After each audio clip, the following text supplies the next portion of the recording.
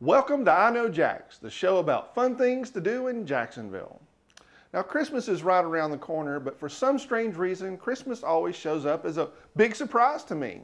Now, at my age, I really should know better, but no matter how hard I try, about this time of year, I'm going, is it Christmas already? Now, I love Christmas food, lighting candles, and the smell of Christmas trees and all that, but one thing I can live without is Christmas shopping. It's just, well, let's just say it's not for me. In tonight's show, we're visiting a hidden gem for nature lovers. We're visiting Daytona Beach, and we're also visiting Kingsland, Georgia, a little town that wants to become known as Lovetown, USA. But first up, we're visiting a restaurant in Atlantic Beach to see what they have cooking. I'm at Azalea Restaurant located in One Ocean Hotel in Atlantic Beach. We're going to go back to the kitchen and visit Chef Nate as he prepares a cool dish for us. I hear it has some lobster in it. Well, tell me something about your food. What makes it special? Like, what's so special about you guys? I think the thing that's special about our food is starting with the food being the food. Right. We have a great relationship with all of our purveyors. We have dozens of purveyors, and they understand that we want nothing but the best quality food. And if you start with a great product, you're going to end with a great product. Now, we were talking a little bit off camera, and you said your stuff was fresh. How fresh? As fresh as it can be. Almost it just got picked or it just got caught. And that's the best way to have it, isn't it? Absolutely. Pretty much what I'm going to do here is just render off all the bacon, make sure we get that good deep smoky flavor out of there, and then I'm going to eventually incorporate all the rest of the ingredients that are going to go into this dish. And what I'm preparing for you is a lobster and corn ravioli. It has a baby brie fondue with corn chowder. Right now I'm just going to add some freshly shucked corn, one of the main ingredients to this ravioli.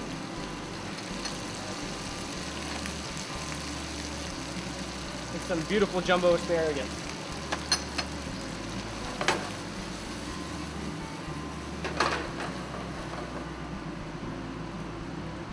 So I'll make sure that everything's seasoned properly. Just a little bit of kosher sea salt and pepper, freshly ground.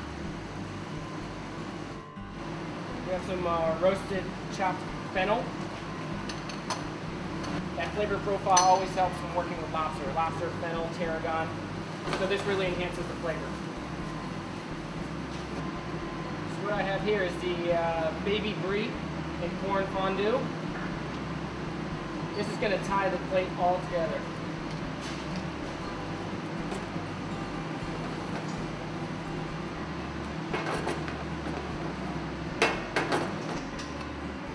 Add our freshly chopped lobster meat, fresh from Maine. Of course, the baby brie.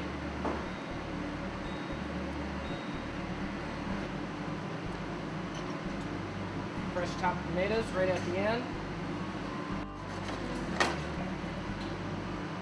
Maine lobster claws for garnish. Just like our raviolis are floating, so they're about ready to go. Go ahead and just add those right in. A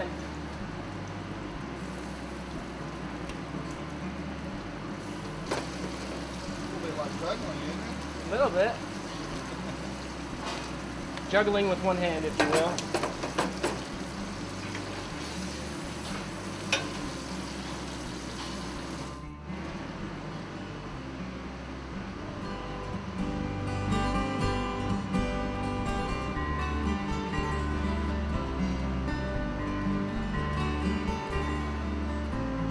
Red watercress, some little micro fennel. Finish it with a little bit of lobster oil.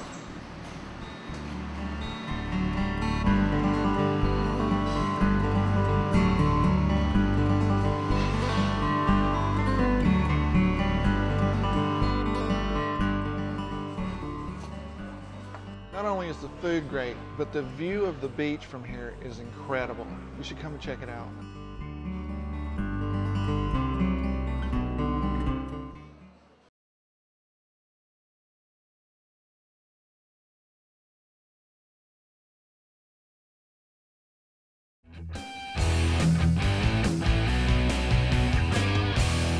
In this episode of Hit the Road Jax, we head south to Daytona where we found one place on the beach that embodies Daytona's great racing history and does it all with unique flavor.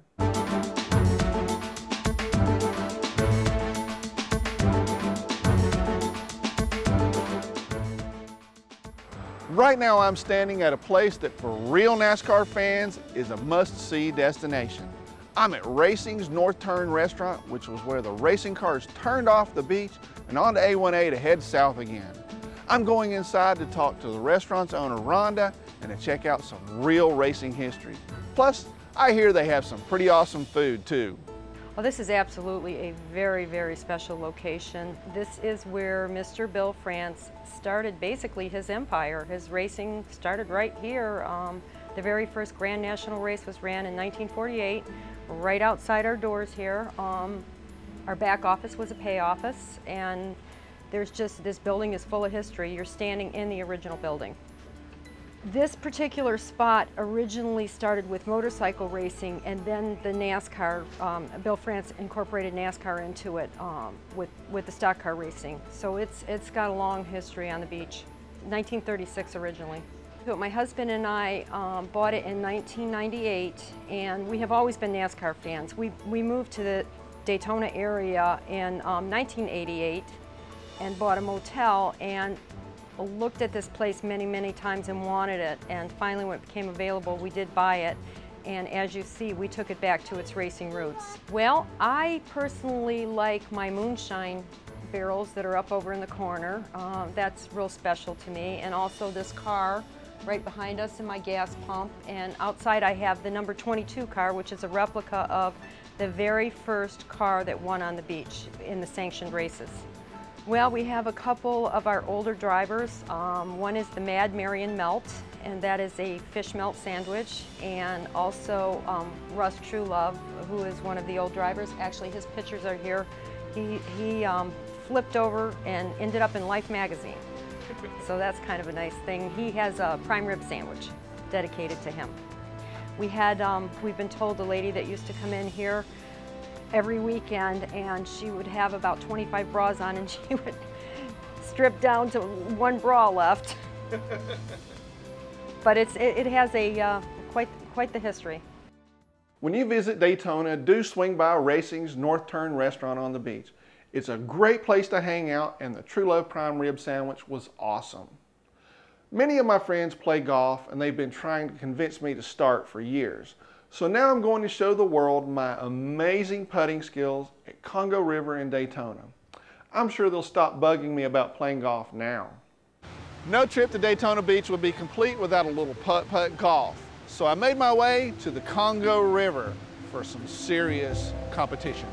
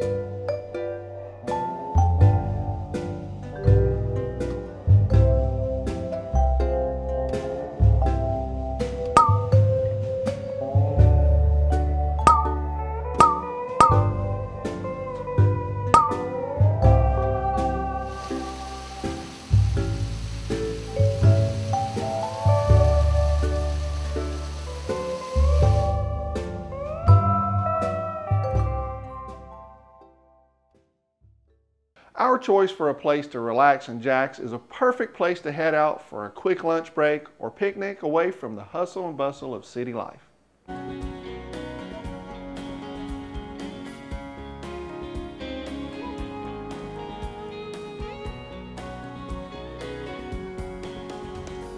I'm with Mark Mumal here at the Tree Hill Nature Center. How you doing, Mark? I'm doing great. Now tell me, what is Tree Hill Nature Center? We're a 50-acre nature preserve. We do educational programs for the public and for the school system. Can you tell us where you're located? Because this is going to blow people's minds. We're located about 5 minutes outside of downtown Jacksonville, in the middle of Arlington. I mean, I lived here in Jacksonville, and I was like, really? There's a nature preserve there? It's right here, accessible to everybody in Jacksonville. Definitely. Somebody working downtown, lunch break, come over, take a little time out, have a lunch, walk in the woods for a little while. It's a great resource. Now, you guys are known for the Butterfly Festival that you do once a year. Tell me a little bit about that. Happens the last weekend of every April. What we do is we have vendors that are eco-friendly, that are environmentally friendly. We have rides, we have food, music, and at the end of the day, I do a butterfly release where I release native butterflies back into the wild. It's like a little natural firework display. It's really cool. And it's beautiful. I've seen it, so it's really cool. So tell me about the animals that you have here at Tree Hill. Most of the animals, with a few exceptions, are native. And when I say native, they were here when the settlers arrived. We use them to educate school children about habitats, adaptations, things of that nature. We do have some exotics. We use those as an educational tool, to show some of the harmful effects that exotics can have on the native animals. Mark is your regular Dr. Doolittle. I don't know if he communicates directly with the animals, but he knows everything about nature and the animals at Tree Hill.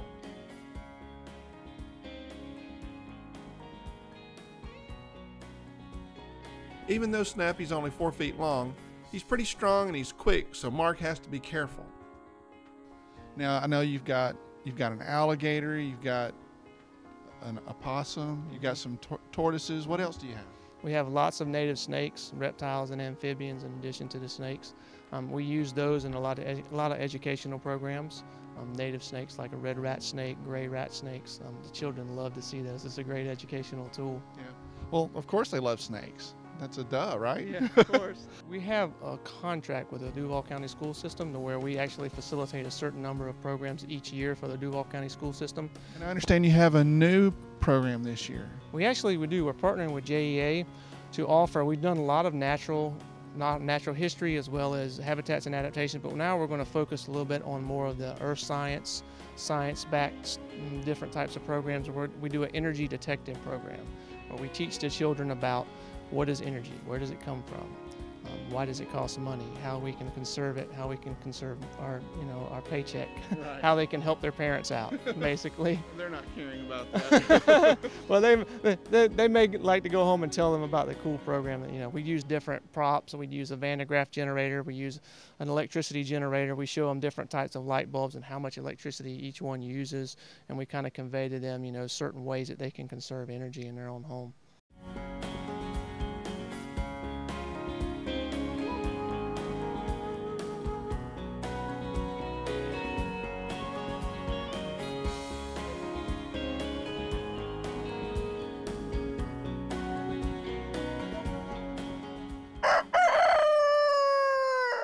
Isn't that just a cool oasis right in the middle of the city? For more information about Tree Hill or other stories we feature on the show, please visit our website, knowjax.com. Many business owners I talk to are having a hard time getting their story out to a new audience. We want to help. knowjax.com has a targeted audience of people interested in the greater Jacksonville area. If this is your target market, I have news for you. We're launching a brand new video directory on our website. This means that now you have an easy way to tap into our audience by using video to show what you do. For more details about the video directory, go to knowjax.com or give me a call at 904-345-0755.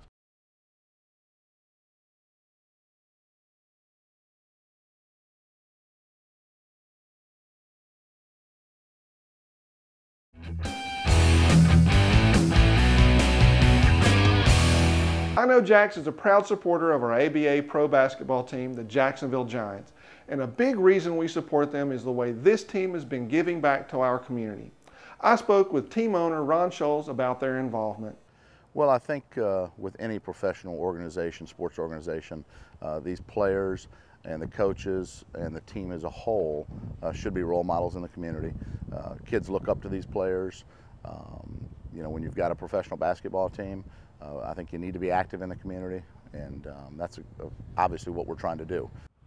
Well, the Giants are involved in several things. It's really a combination of youth-centered activities and community relations. It's kind of like the Thanksgiving and Christmas Day dinners we did last year. The Giants served up Thanksgiving dinner at a couple locations this year. We're going to do the same thing at Christmas time. As far as the community youth, Books for Baskets is probably our primary youth program that we've got going, and that's where the players, staff, the mascot get into all the elementary schools in Duval County, talk to the kids about the importance of reading, and then of course we try and invite the kids out for at least one free game a year where they get what we call a reading rewards package. Right now it's a free Energy Armor wristband and an All-Star Books for Baskets Giants t-shirt. And I think the teachers appreciate that, the parents appreciate it. We try and instill the importance of reading and meeting the teachers' reading goals. It's good to see that our athletes are reaching out to the community. And speaking of community, the community we're going to next recently received some exciting news. This community has been nominated as a possible location for a new TV show, Lovetown, USA. Kingsland, Georgia is located just north of Jacksonville, and right now the excitement in the area is growing daily. The show is what the producers describe as a social experiment, a documentary-style show where there are no winners or losers. It's all about finding love. The TV show is a co-production between Oprah Winfrey's network and the BBC. And this week, the producers visited Camden County and received a warm welcome.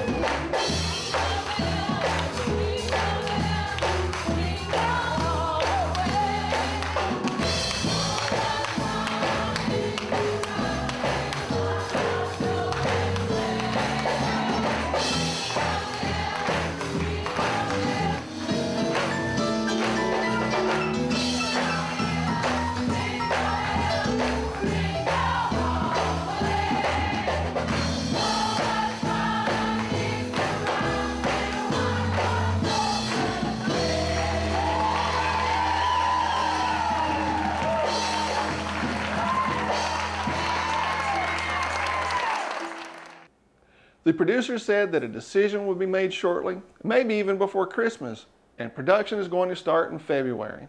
And I wonder if that means that Oprah will be visiting too. Good luck, Kingsland.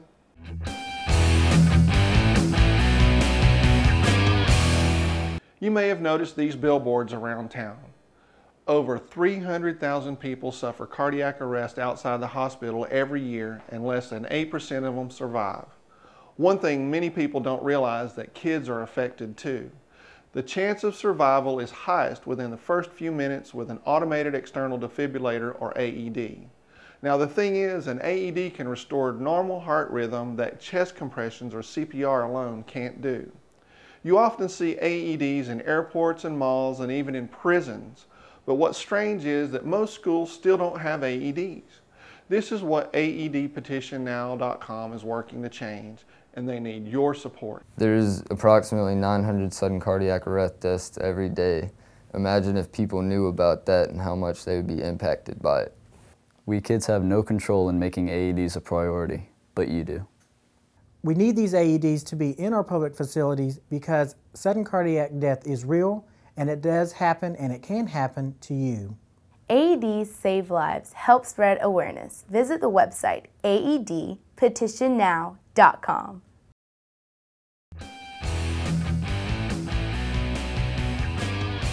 I'd like to thank the Shores Resort and Spa in Daytona Shores, Florida for their gracious hospitality during our Daytona shoot.